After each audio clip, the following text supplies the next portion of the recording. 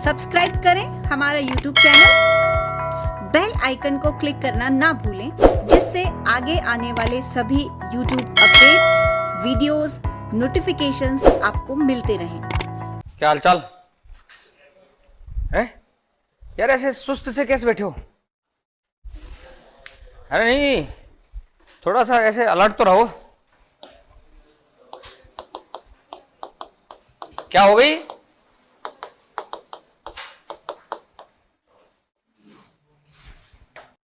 छुट्टियां?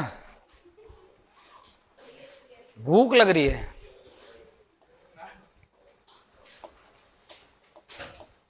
देखो, मेहनत करनी है तो थोड़ा भूखा प्यासा रहना पड़ेगा। अगर थानेदार बन रहे हो तो कितने कितने घंटे खड़ा होकर के काम करना पड़ता है ना? वहां तो फिर आपको वॉशरूम जाने की भी अनुमति नहीं होती है। तो यहाँ तो कम से कम अनुमति तो है ना, ये पानी पीने की है। तो वहाँ कितना काम है, आपके कंधों पे बहुत जिम्मेदारी आने वाली है। तो ऐसे भूख प्यास की चिंता मत किया करो। दोबारा से हम स्टार्ट करते हैं। कौन सी सभा? और संविधान सभा में कुछ जो रह गया था उसके बारे में बात कर रहे हैं। और मैं रिपीट करता हूं,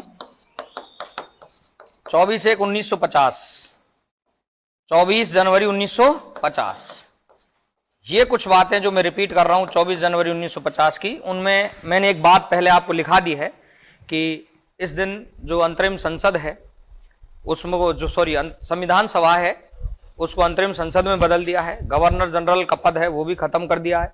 राष्ट्रपति हमने चुन लिया है, राष्ट्रपति हमने चुन लिया है। और उस चुनने का नाम जो है वो व्यक्ति है डॉक्टर राजेंद्र प्रसाद। थोड़ा सा आगे देखते हैं, एक शब्द देखो, राष्ट्रगीत और राष्ट्रगान। ये दोनों भी हमने कौन सी डेट को अपनाए हैं? 24 जनवरी 1950। गीत के रचयिता कौन है? बंकिम चंद्र चटर्जी। और गान के रचयिता कौन है? रविन्द्रनाथ टैगोर। गान को गाने में लगभग कितना समय लगता है? गान है ना, एंथम है, ये सॉन्ग है, ये एंथम है और ये सॉन्ग है। तो गान को गाने में लगभग कितना समय लगता है? 52 सेकंड, लगभग 52 सेकंड है। और गीत को गाने में कितना समय लगता है? गीत को लगभग 65 सेकंड। लगभग कितने सेकंड? गीत को लगभग कितने सेकंड और गान को लगभग कितने सेकंड? 52 सेकंड का समय लगता है। ये मूलतः कौन सी भाषा में लिखा गया है? ये मूलतः गान कौन सी भाषा में लिखा गया है? गान मूलतः, यस, गान कौन सी भाषा में लिखा गया है? और ये कौन सी भाषा में लिखा गया है? संस्कृत। एक व्यक्ति हैं गान के रचयिता रविन्द्रनाथ टैगोर, और एक बहुत प्रसिद्ध उनकी एक रचना है गीतांजलि। गीतांजलि जिसको नोबेल पुरस्कार मिला था साहित्य का, वहां उसका कोई एक पैरा है, वो पैरा हमने किसके रूप में लिया है? गान के रूप में। एक व्यक्ति है जिसका नाम है बंकिम चंद्र चटर्जी, और उन्होंने एक बहुत अच्छी रचना लिखी, पुस्तक लिखी, आनंद मठ। कौन सा मठ? आनंद मठ। वहां से हमने ये लिया है और उसको हमने क्या बनाया है? राष्ट्रगीत। पहली बार दोनों ही कांग्रेस के कलकत्ता अधिवेशन में गाए गए हैं। कांग्रेस के कलकत्ता अधिवेशन में, आराम से सुनो, ये 1911 में गाया गया था और ये 1896 में गाया गया था। कांग्रेस के दो अधिवेशन हैं और कांग्रेस के दो अधिवेशनों में ये जो अधिवेशन है ये कलकत्ता में होता है और ये भी अधिवेशन कहां होता है? कलकत्ता में। ईयर दोनों का अलग अलग है, ध्यान रखना। इसका ईयर है 1896, जिसमें कौन गाया गया है? गीत। और गान गाने का ईयर कौन सा है? 1911 है। दोनों ही जगह कौन सा अधिवेशन है? कलकत्ता अधिवेशन। कौन सा? कलकत्ता। गान भी कलकत्ता अधिवेशन में गाया गया है और गीत भी कलकत्ता। दोनों के गाने के लिए जो समय है वो अलग अलग है। इसमें समय लगता है कितने सेकंड? इसमें मूलतः कौन सी भाषा में? मूलतः। और रचयिता का नाम? रचयिता का नाम रविन्द्रनाथ टैगोर। रचयिता का नाम बंकिम चंद्र चटर्जी। बंकिम चंद्र चटर्जी लिख लो। 24 जनवरी की घटना बोल रहा हूं मैं, लिखिए, नोट करिएगा।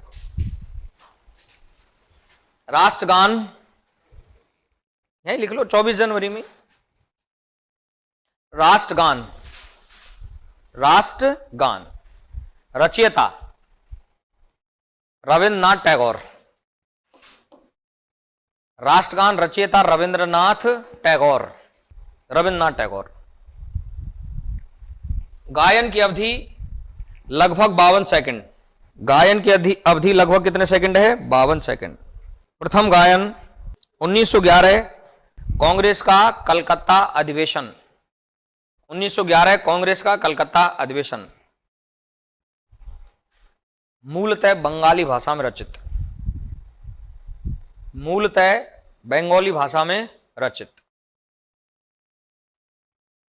कौन सी भाषा में? बंगाली या बंगाली भाषा में रचित, बंगाली भाषा में रचित। राष्ट्रगीत नेशनल सॉन्ग। रचयिता बंकिम चंद्र चटर्जी, बंकिम चंद्र चटर्जी, बंकिम चंद्र चटर्जी। मूलतः संस्कृत भाषा में रचित। रीट का एग्जाम आया हुआ भाई सवाल, 3-4 साल पहले जो रीट का एग्जाम हुआ उसमें सवाल है। मूलतः कौन सी भाषा में रचित है? संस्कृत। गायन की अवधि लगभग 65 सेकंड। गायन की अवधि लगभग कितने सेकंड है? 65 सेकंड, 65 सेकंड।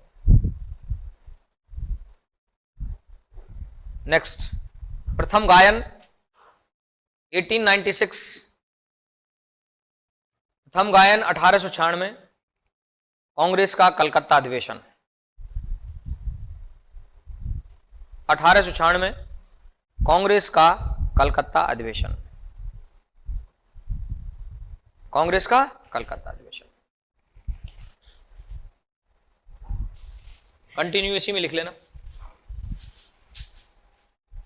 बंकिम चंद्र चटर्जी की प्रसिद्ध रचना आनंद मठ से लिया गया है। बंकिम चंद्र चटर्जी की प्रसिद्ध रचना आनंद मठ से लिया गया है। कहां से लिया गया है? आनंद मठ से लिया गया है। आनंद मठ। बंकिम चंद्र चटर्जी की प्रसिद्ध रचना आनंद मठ से लिया गया है।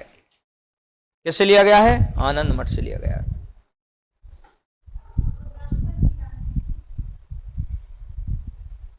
आनंद मठ से लिया गया। नोट लिखिएगा, एनओटी नोट।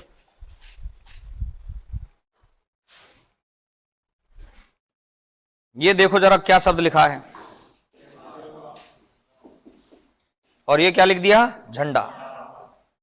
अब बताओ, तिरंगा झंडा, हमने एक समिति बनाई है झंडे के लिए। क्या नाम है समिति का? झंडा समिति। और उसके अध्यक्ष कौन थे? डॉक्टर राजेंद्र प्रसाद। अब ये झंडा समिति ने जब ये पूरा प्रोसेस अपना कर लिया, तो देखिए झंडे को जब हमने अंतिम रूप से अपनाया वो 22 जुलाई 1947 है। लिख लो इसको। तिरंगा झंडा 22 जुलाई 1947 को संविधान सभा ने अपनाया। जो फ्लैग है ना, हमारा फ्लैग, नेशनल फ्लैग, राष्ट्रीय ध्वज, इसको संविधान सभा ने 22 जुलाई 1947 को अपनाया। देखो 3 चीजें लिख रही है दोस्तों, देखो इसमें इसकी लंबाई चौड़ाई का अनुपात 3:2 है। इसके लंबाई चौड़ाई का अनुपात 3:2 है। 3:2 है। लंबाई और चौड़ाई 3:2 है। 3:2। सबसे ऊपर कौन सा कलर है? केसरिया। लिख लो, सबसे ऊपर केसरिया त्याग का प्रतीक है। फ्लैग का जो कलर है उसमें केसरिया जो रंग है वो किसका प्रतीक है? त्याग का प्रतीक है। त्याग। सफेद शांति का प्रतीक है। जो मध्य में सफेद है वो किसका प्रतीक है? शांति का। और फिर नीचे नीचे हरा खुशहाली या हरियाली का प्रतीक है। हरियाली या खुशहाली का प्रतीक है। हरियाली या खुशहाली का प्रतीक है, प्रतीक है। संविधान सभा में नेशनल फ्लैग सरोजनी नायडू की अध्यक्षता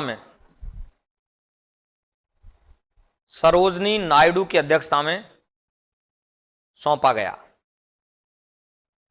नेशनल फ्लैग यानी राष्ट्रीय झंडा तिरंगा किसकी अध्यक्षता में सौंपा गया? सरोजनी नायडू की अध्यक्षता में सौंपा गया।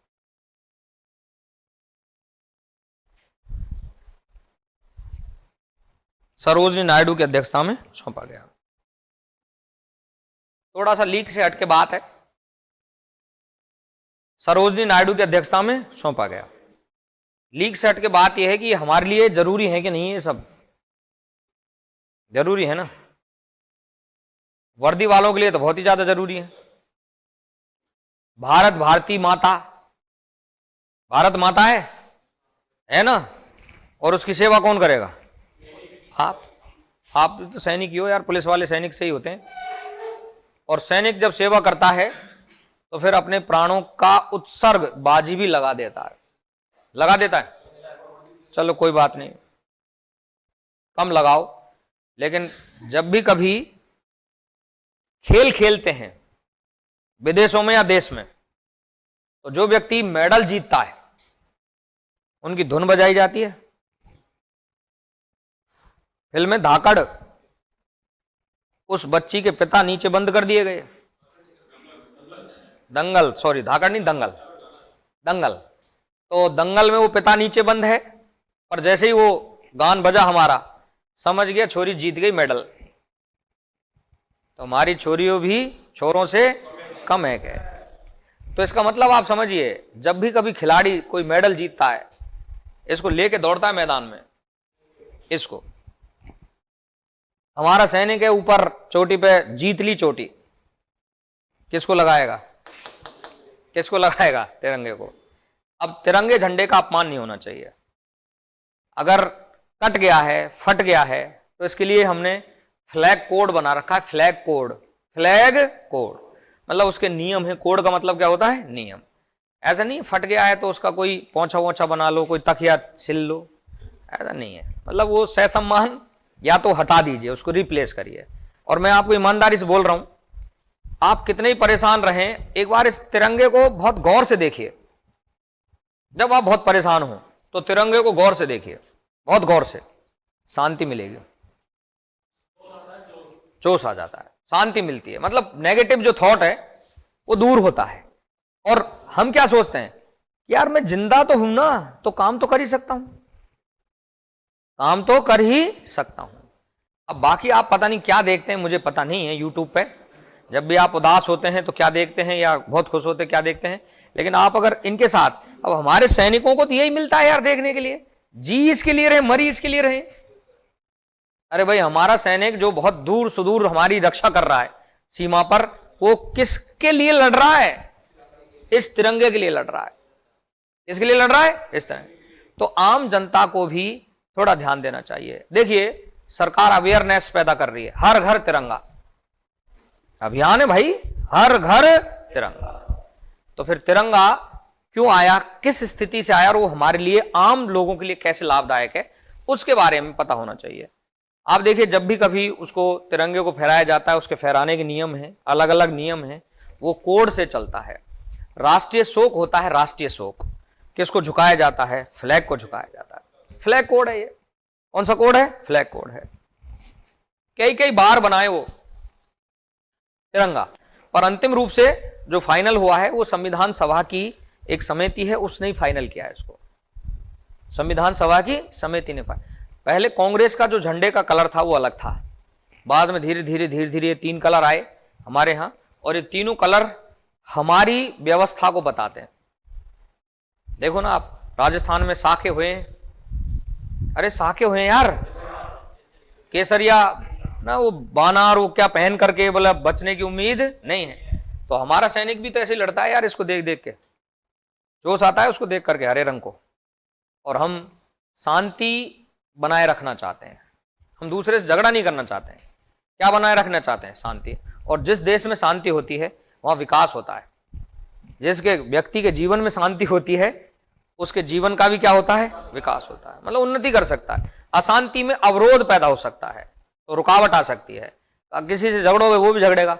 इसलिए जीवन कैसा चलना चाहिए? शांतिपूर्ण तरीके से। अब मैं एक शब्द लिख देता हूं, बस उसको कह के अपनी बात खत्म करता हूं। शब्द है शांतिपूर्ण। सह अस्तित्व। सह अस्तित्व। सह का मतलब होता है को एग्जिस्टेंस, दूसरे का भी चाहिए और हमारा भी चाहिए। और इस शांतिपूर्ण सह अस्तित्व पर ध्यान रखना मैं पढ़ाऊंगा आगे चल के। भारत की कौन सी नीति आधारित की गई है? विदेश नीति। भारत की कौन सी नीति? विदेश नीति। तो विदेश नीति में जो शांति का प्रतीक जो आपको दिखाई दे रहा है सफेद बीच में, वो हमारे किसका कलर है भाई? झंडे का। और झंडे को अंतिम तौर पर संविधान सभा ने कितने जुलाई को अपनाया है? 22 जुलाई 1947। अगली लाइन लिखिएगा। संविधान की 3 प्रतियां। संविधान की कितनी प्रतियां? 3 प्रतियां। 3 प्रतियां अंग्रेजी हस्त निर्मित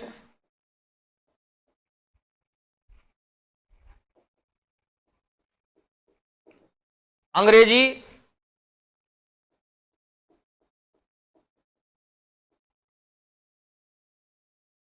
मुद्रित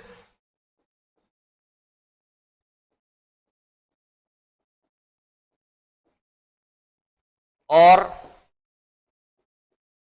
हिंदी प्रतिलिपि।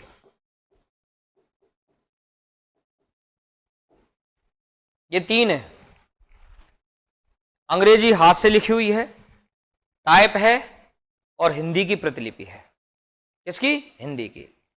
तो देखो हिंदी में जो लेखन का कार्य हुआ, श्रुति लेख जैसा कार्य हुआ, बसंत कृष्ण वैद्य। वसंत कृष्ण वैद्य। प्रेम नारायण रायजादा। प्रेम नारायण रायजादा। अंग्रेजी वाला लिखने का काम, यही मूल लिखी गई है। किससे? हाथ से। फिर टाइप, मुद्रित, और फिर इसका अनुवाद है हिंदी प्रतिलिपि के तौर पर। लेकिन मूल जो प्रतिलिपि है वो कौन सी है भाई? अंग्रेजी की है। ये ज्यादा सबसे सटीक प्रतिलिपि है। मतलब है तो और 2 भी अच्छी हैं, लेकिन इसका जो है पहली बार इसका रूप जो है वो सबसे प्रभावी है। कौन सा? अंग्रेजी हस्त निर्मित प्रतिलिपि। हाथ से लिखी है। कैसे लिखी है? हाथ से। अब देखो, आपको अगर पूछे कि लेखनकर्ता कौन है? प्रेम नारायण रायजादा। प्रेम नारायण रायजादा। अब आप समझिए इस बात को कि प्रेम नारायण रायजादा ने इसको लिखा है। किसको? संविधान को। मूल ये है, ये क्या है? क्या बोलते हैं?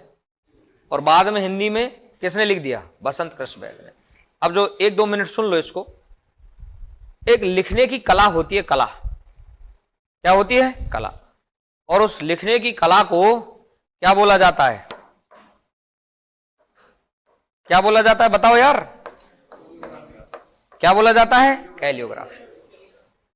और ये जो हमारा संविधान, ध्यान से सुनिए, किस में लिखा है? ये इंग्लिश में तो लिखा है, इटैलिक स्टाइल में लिखा गया है। किस में लिखा गया है? इटैलिक स्टाइल में। आ रही एक बात समझ में? लिखने की कला को क्या बोलते हैं? कैलियोग्राफी। कुछ लोग तो ऐसा लिखते हैं जो खुद का लिखा हुआ खुद ही नहीं समझ पाते हैं कि हमने क्या लिखा है। लेकिन कुछ लोग ऐसा लिखते हैं, बिल्कुल बहुत परफेक्ट लिखते हैं। तो ये आदमी बहुत परफेक्ट लिख रहा था हमारे संविधान को, और इनका नाम क्या है? प्रेम नारायण रायजादा। इसको लिखने की कला को क्या बोलते हैं? कैलियोग्राफी। और ये किस स्टाइल में लिखा है संविधान? इटैलिक। थोड़े से टेढ़े अक्षर हैं, वो हल्के हल्के से वो चलते हैं। कर्सिव जो राइटिंग टाइप होती है ना, कर्सिव राइटिंग, कुछ जो हिंदी मीडियम वाले बच्चे वो नहीं समझेंगे। कर्सिव राइटिंग, इंग्लिश मीडियम वाला समझ जाएगा, वो जोड़ के जो लिखा जाता है, टेढ़ा टेढ़ा जो जोड़ के लिखा जाता है, हाँ, बिना पेन उठाए, वो लिखा है किसने? प्रेम नारायण रायजादा ने। लिखो अगली लाइन। संविधान के लेखन का कार्य प्रेम नारायण रायजादा द्वारा किया गया। लेखन का कार्य प्रेम नारायण रायजादा द्वारा किया गया। किसके द्वारा किया गया? प्रेम नारायण रायजादा द्वारा किया गया। लेखन की कला को कैलियोग्राफी कहा जाता है। लेखन की कला को क्या कहा जाता है? कैलियोग्राफी कहा जाता है। लेखन की कला को क्या कहा जाता है? कैलियोग्राफी कहा जाता है। भारत का संविधान इटैलिक स्टाइल में लिखा गया है। इटैलिक स्टाइल में लिखा गया है। कौन सी स्टाइल में? इटैलिक स्टाइल में लिखा गया है।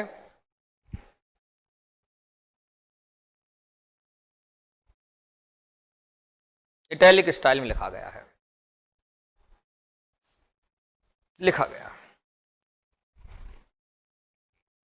अगली लाइन। संविधान के प्रत्येक पन्ने पर संविधान के प्रत्येक पन्ने पर प्रेम नारायण रायजादा के हस्ताक्षर हैं।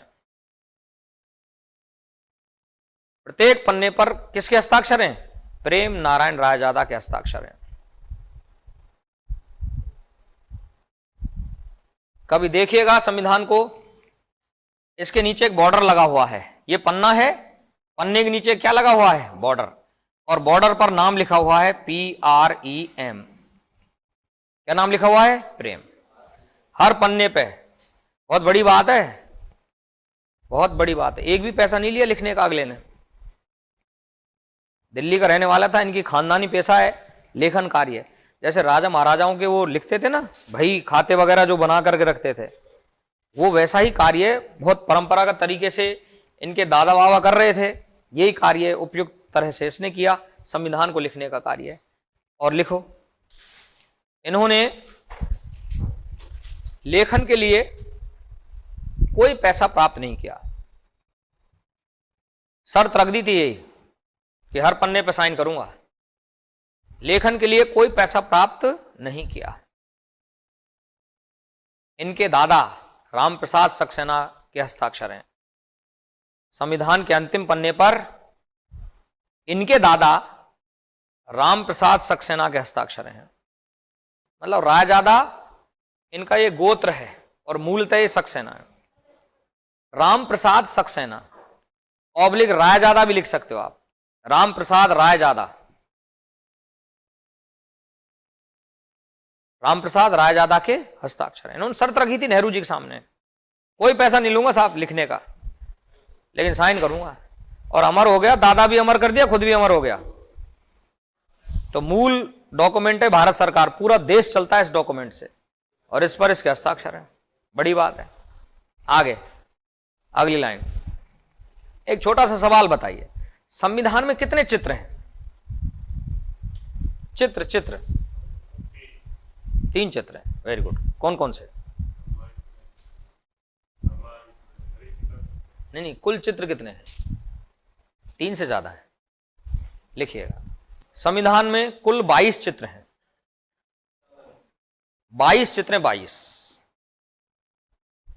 कितने चित्र हैं? 22। कंटिन्यू।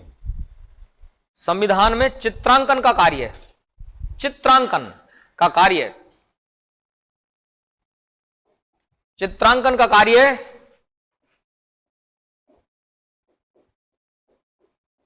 नंदलाल बोस और कृपाल सिंह शेखावत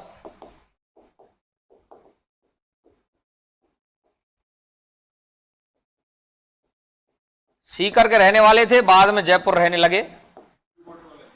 हाँ, नंदलाल बोस और कृपाल सिंह शेखावत चित्रांकन का कार्य किया है। नंदलाल बोस और कृपाल सिंह शेखावत ने किसका कार्य किया है? चित्रांकन का। अगली लाइन, संविधान की प्रस्तावना, संविधान की प्रस्तावना के चित्रांकन का कार्य राम मनोहर सिन्हा ने किया है। संविधान की प्रस्तावना के चित्रांकन का कार्य राम मनोहर सक्सेना द्वारा किया गया है। प्रस्तावना जो आत्मा है संविधान की, किसने किया है? इस पे चित्रांकन का कार्य राम मनोहर सक्सेना। कितने चित्र हैं? पहले ये मूलतः कहां रहते थे, बाद में कहां गए? और ये दोनों कहां पड़ते हैं? राजस्थान। जैसे आप जहां की रहने वाली हो वहां से जयपुर आ जाओ और फिर यहीं आप रहने लग जाओ तो फिर जयपुर निवासी। हाल ही में कौन सी निवासी? जयपुर निवासी। मूलतः आप जहां की हो वहां हाल ही में जयपुर निवासी। आफ्टर मैरिज भी ऐसा ही होगा, आफ्टर मैरिज भी ऐसा ही होगा, कहीं और से कहीं और वहीं फिर स्थायी बसेरा। आगे अगली लाइन। अच्छा, एक ऐसी नॉर्मल, कितने चित्र हैं भाई? 22। कितने चित्र हैं? 22। तो भाग भी कितने हैं? 22। भाग भी कितने हैं? 22। चित्र भी 22। अब जहां तक उल्लेख है वहां एक भाग है 3। कौन सा भाग है? 3। और एक भाग है 21। इन दो का कुछ वर्गीकरण है जो प्राप्त है। तो इस भाग 3 में हमने संविधान में कौन से अधिकार लिखे हैं दोस्तों? मौलिक अधिकार। और जो 21 नंबर का भाग है वो अस्थायी संक्रमणकालीन उपबंध है। ये शब्द मैं बता चुका हूं, संक्रमण कालीन उपबंध वाला एक भाग है और इसमें 369 से लेकर के 392 तक आर्टिकल है। ध्यान रखना, 369 से 369 से। और इससे पहले वाला जो भाग है वो 20 ही होगा। 21 से पहले कौन सा होगा? 20। उसमें एक ही आर्टिकल है और वो कौन सा है? 368। संविधान में संशोधन करने की प्रक्रिया इस आर्टिकल में, संविधान में संशोधन करने की प्रक्रिया इस आर्टिकल में। और ये भाग कौन सा है? 20। इससे आगे 21। इस 21 में अगर ऐसे समझ के पढ़ना चाहो तो आप, पता है ना, पहले जम्मू कश्मीर अनुच्छेद 370 में था, तो अनुच्छेद 370 यहीं मिलेगा। अरे भाई मिलेगा नहीं मिलेगा? फिर 371 में बहुत सारे राज्यों को हमने अस्थायी संक्रमणकालीन उपबंध के तौर पर विशेष दर्जा दिया हुआ है। पूर्वोत्तर भारत के राज्य बहुत सारे, वो अपने अनुसार जो प्रक्रिया है संवैधानिक व्यवस्था की उसको चलाते हैं। अब इसको मूल बात समझने वाली बात यह है कि ये दो थोड़े बहुत हमसे जुड़ते हैं और ये हमसे ज्यादा जुड़ता है। बताओ मीरा कहां की रहने वाली है? अरे भाई राजस्थान से ये मीरा का ताल्लुकात है, और रेगिस्तान का ताल्लुकात भी कहां से है? राजस्थान से। तो भाग जो 21 है उसमें मीरा, महाराणा प्रताप और रेगिस्तान को चित्रित किया गया है। भाग 21 में राजस्थान को रिप्रेजेंट किया गया है रेगिस्तान से, मीरा के त्याग और बलिदान और महाराणा प्रताप के त्याग और बलिदान को दर्शाया गया। कौन से भाग में? 21 में। अब कौन सा भाग बता रहा हूं? 3। कौन से अधिकार हैं? भगवान श्री राम, मां सीता और लक्ष्मण, ये तीनों इस भाग में चित्रित किए गए हैं, भाग 3 में। अब भाग 3 का लॉजिक देखो, आप लॉजिक देखो भाग 3 का, क्योंकि मां सीता ने स्त्री के अधिकारों के लिए बहुत संघर्ष किया। अरे वो प्रेग्नेंट थी और तब वो वन में भेज दी थी और वो त्याग कर दिया था, वो सब हुआ ना, और 14 वर्ष का वनवास भोगा था भगवान ने। तो फिर हम अपने देश के लिए बहुत सारी तपस्या करते, त्याग करते हैं, और व्यक्ति को आदर्श या मर्यादा पुरुषोत्तम राम की तरह ऐसे आदर्श सिखाया जाता है। देखो घरों में रामायण ही पढ़ी जाती है, महाभारत कभी नहीं पढ़ी जाती है, ध्यान रखना। कोई घर में महाभारत करना चाहेगा क्या? नहीं करना चाहेगा यार। तो घर में आदर्श की बात होती है। मैं ऐसे बोल रहा हूं, ऐसे पूरा बन जाओ तो ठीक, नहीं बनो तो भी काम चलाएंगे, कोई समस्या नहीं है। ऐसा नहीं है कोई त्याग और स्नेह और उसका सबका प्रतीक और कॉम्बिनेशन रखेंगे, वो एक अलग मुद्दा है, पर मैं तो समझाने के लिए बता रहा हूं। कैसा है पढ़ के देख लो, कौन सा भाग है? राजस्थान के लोगों का जीवन, लगभग रेगिस्तानी भाग के जीवन की बात कर रहा हूं। जो पश्चिमी राजस्थान का एरिया है वो बहुत कठिन है, बहुत कठिन जीवन है। आज तो सुविधाएं बहुत बढ़ गई हैं, इसलिए थोड़ी कठिनाइयां कम हुई हैं, बल्कि रेगिस्तान बड़ा संकट में जीवन है, बहुत जीवटता का जीवन है, बहुत कठिन संघर्ष का जीवन है। और महाराणा प्रताप का यह संघर्ष हमें दिखाता है कि अंत तक हार नहीं माननी है। और यही एग्जाम के हालात होते हैं, चाहे कोई कुछ भी कहे, लेकिन अंत तक डटे रहना है। और फिर जो डटे रहते हैं उनकी क्या हो जाती है? जीत हो जाती है। आप देख लो, किसी और राजा का चित्रण हो ना हो राजस्थान में, लेकिन महाराणा प्रताप की गाथा गाई जाती है।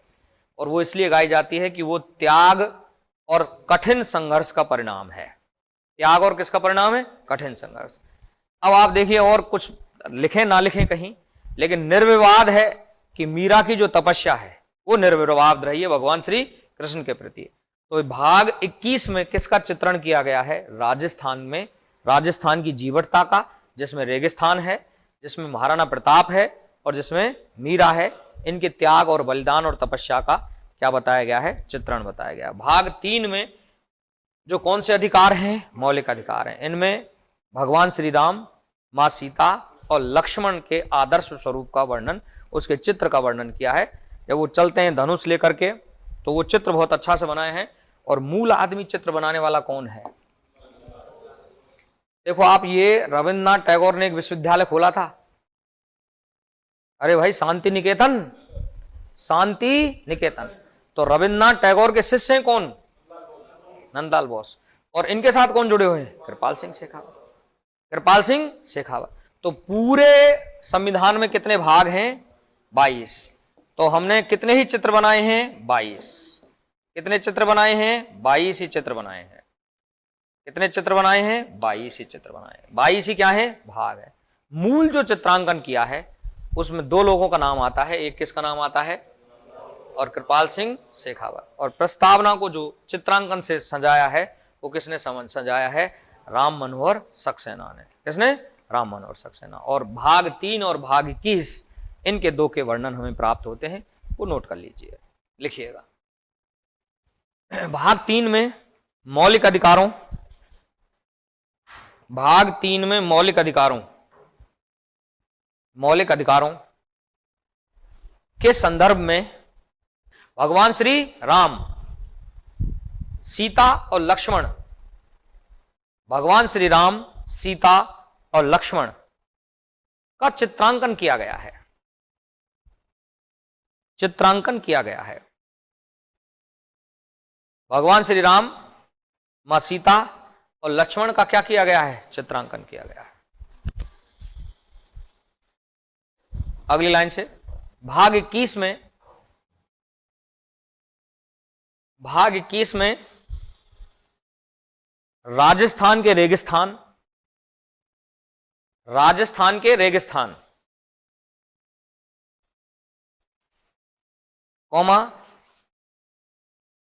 मीरा का स्नेह,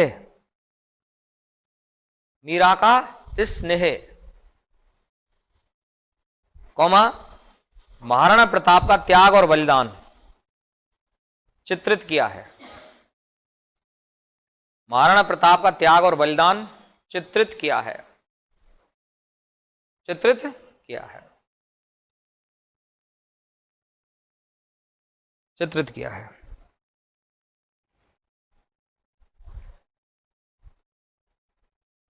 अब अंतिम चरण में चलते हैं, जिसके में प्रस्तावना के में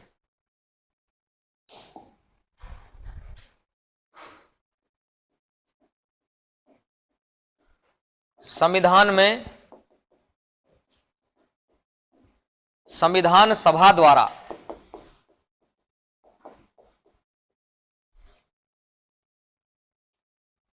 संविधान में संविधान सभा द्वारा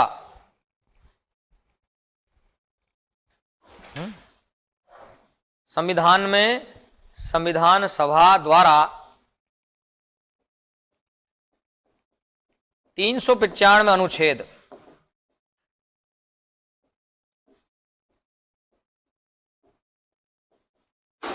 8 अनुसूचियां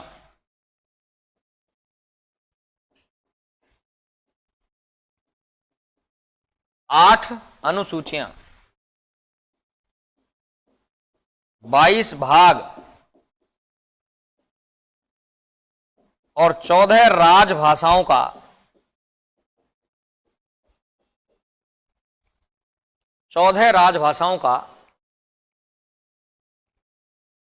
वर्गीकरण किया गया है, वर्णन किया गया है। 395 अनुच्छेद, 8 अनुसूचियां, 22 भाग और 14 राजभाषाओं का वर्णन किया गया है, वर्णन किया गया है। वर्तमान में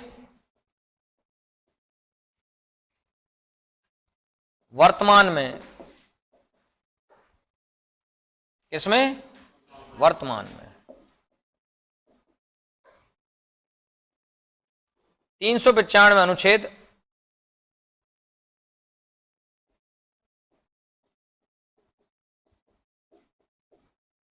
वर्तमान में 395 अनुच्छेद ब्रैकेट बना के लिखना। गणना की दृष्टि से 450 से अधिक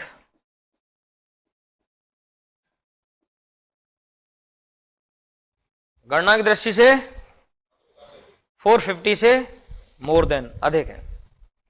अभी समझेंगे। अनुसूचियां 12, अनुसूचियां कितनी है? 12। भाग 22,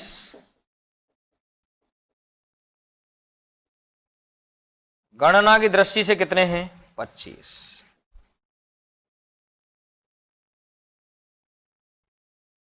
गणना की दृष्टि से कितने हैं? 25। और राजभाषा कितनी है? 22। राजभाषा 22 कितनी है? 22। ये आज का वर्गीकरण है। ये तो मूल संविधान का वर्गीकरण है और ये आज का वर्गीकरण है। क्लियर? अब इसमें दो ही चीज थोड़ी सी कंफ्यूज करती हैं, वो समझ लो आराम से। देखो, जब अगला जो टॉपिक है जो हम पढ़ाएंगे वो संविधान के क्या पढ़ाएंगे? भाग। कितने भाग हैं और उनमें कितने अनुच्छेद हैं? उससे अगला टॉपिक क्या है? जो कितनी है आज? और इस अनुसूची में ही एक 8वीं अनुसूची है जिसमें क्या दी गई है? फिर कितनी है? 22। कितनी है? 22। यहां तक समझ में आ रही कि नहीं आ रही बात? कंफर्म है ना? अब आगे की कहानी, जो कंफ्यूजन भरा हुआ सवाल है जिसमें कहीं कोई कंफ्यूजन है ही नहीं, ऐसे यूं ही क्रिएट किया जा रहा है, कंफ्यूजन है नहीं। आराम से देखो। ये आप ही बताओ मुझे, ये तो मैंने आर्टिकल लिख दिया और ये मैंने लिख दिया भाग 3। नहीं, लिखना नहीं है इसको, समझना है इसको तो, और बहुत गहरे ढंग से समझना है और इस तरह से समझना है कि लास्ट तक समझ में अपने आता रहे। भाग कौन सा है? 3। जिस दिन बनाया था, लागू किया था, उस दिन डेट है ये। और इस भाग 3 में कुछ आर्टिकल हैं जिनकी संख्या 12 से लेकर के कहां तक है? 35 तक है। ये तो उस समय की बात है और ये आज की बात है। भाग 3 ऐसे कैसे ही आज भी, लेकिन इसमें मूल संविधान में सिर्फ एक आर्टिकल है 21, और उस 21 नंबर के आर्टिकल में क्या लिखा है कि प्राण एवं दैहिक स्वतंत्रता रहेगी। प्राण एवं कैसी स्वतंत्रता रहेगी? दैहिक। यानी आप बिना विधि द्वारा स्थापित, कानून के द्वारा स्थापित प्रक्रिया से आप ना तो किसी के जीवन को नष्ट कर सकते हो, ना उसकी देह को नष्ट कर सकते हो। आपको अगर किसी को फांसी की सजा देनी है, सजा भी देनी है, तो उसमें विधि को अपनाना पड़ेगा। किसको अपनाना पड़ेगा? विधि को। ये मूल संविधान में लिखा है। उसी दिन एक प्रधानमंत्री हुए अटल बिहारी वाजपेयी, उन्होंने 86वां संविधान संशोधन किया था। कब? 2002 में। और इस 21 में ही 21 क्या जोड़ दिया? ए जोड़ दिया। या तो ए बोल लो या क्या बोल लो, कै कबूतर बोल लो। 21 में ही क्या जोड़ दिया? कै जोड़ दिया। ए ज्यादा ठीक है बजाय कै के। दोनों ही ठीक है, पर कंफ्यूज नहीं हो इसलिए मैं एक से समझा रहा हूं। 21 में क्या जोड़ दिया? 21 ए। 21 ए आज का मतलब है कब से जुड़ चुका है? आज भी जुड़ा हुआ है। और हमने यहां इसमें लिख दिया कि राज्य 6 से 14 वर्ष के बच्चों को अनिवार्य निःशुल्क शिक्षा प्रदान करेगा। ये अनिवार्य शिक्षा लेना नागरिकों के मौलिक अधिकार है। शिक्षा प्राप्त करना नागरिकों का क्या है? मौलिक अधिकार है। अब आप देखो, ये आर्टिकल तो संविधान में टोटल कितने हैं? अगर ये जुड़ता तो कौन सा बनना चाहिए था? 396। अरे भाई बनना चाहिए था कि नहीं बनना चाहिए था? बना क्या? नहीं बना। हमने 21 में ही क्या जोड़ दिया? ए। 21 में क्या जोड़ दिया? 21 है। फिर भी समझ में नहीं आया, कोई बात नहीं। भाग कौन सा है? कहां से कहां तक अनुच्छेद है? बोलो फटाफट, कौन सा अनुच्छेद है? क्या लिखा है? संपत्ति अर्जित करने का अधिकार। अर्जित करने का अधिकार। हमने कौन सा संविधान संशोधन किया? कब किया था? 78। बात यहीं खत्म नहीं हुई। इसको यहां से निकाला और एक अनुच्छेद है 300, उसमें क्या बना दिया? ये पहले संपत्ति का अधिकार कैसा अधिकार था? फंडामेंटल राइट्स था, मौलिक अधिकार था।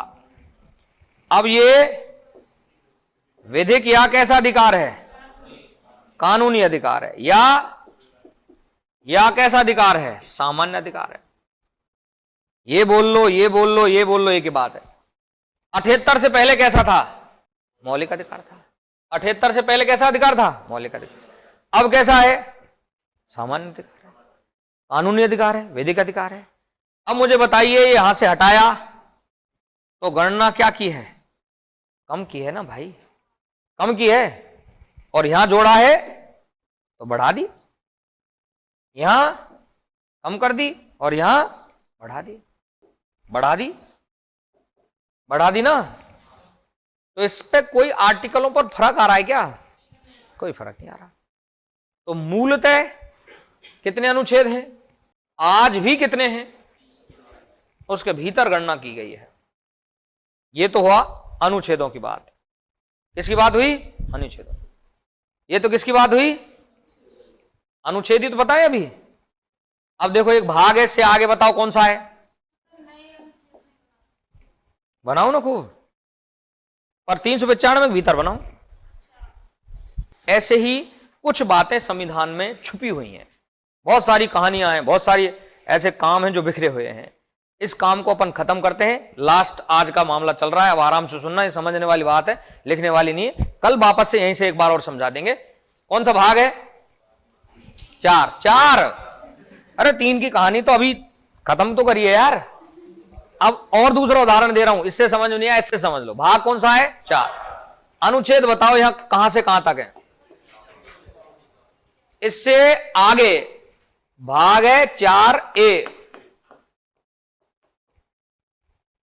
4A और उसमें है मूल कर्तव्य। कौन से कर्तव्य? मूल कर्तव्य। कौन सा संविधान संशोधन किया? कब किया था इंदिरा गांधी ने? 1976 में। भाग कौन सा नहीं बनाया है भाई? 23 नहीं बनाया है, ध्यान रखो। 4 में ही क्या जोड़ दिया? गणना बढ़ी कि नहीं बढ़ी बताओ? बढ़ी ना। लेकिन भाग आज भी कितने हैं? 22। आज भी कितने हैं? 22। बताओ ये आर्टिकल कहां है? भाग 4 का लास्ट 51 है, 4 का लास्ट आर्टिकल। और 4A का आर्टिकल चलेगा 51A से। आ रही है बात समझ में? 4 तो है लास्ट आर्टिकल 51 भाग 4 का, और फिर 4A का जो आर्टिकल चलेगा 4A का वो 51A से चलेगा।